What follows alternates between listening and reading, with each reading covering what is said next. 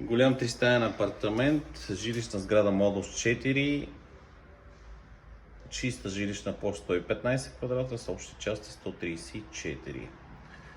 Срещу входната врата имате две бани с тоалетни, една до друга, като едната от тях е с предверие. Може би не се вижда от тук, но на схемата може да го видите. И веднага вляво тръгваме, има място за вграден гардероб и влизаме в дневната. Като тук в едната част имаме помещение дневна с западно изложение и излъз на тераса. Съответно в другата част на помещението е ситуиран кухненския бокс с трапезарията, като от трапезарията имате също излъз към терасата.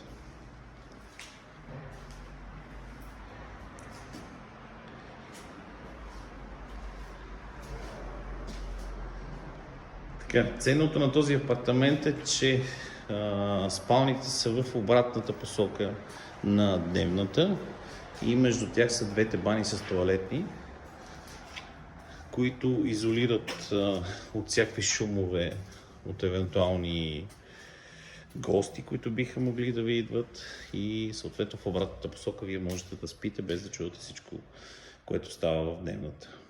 Първа спалня и втора такава с дрешник.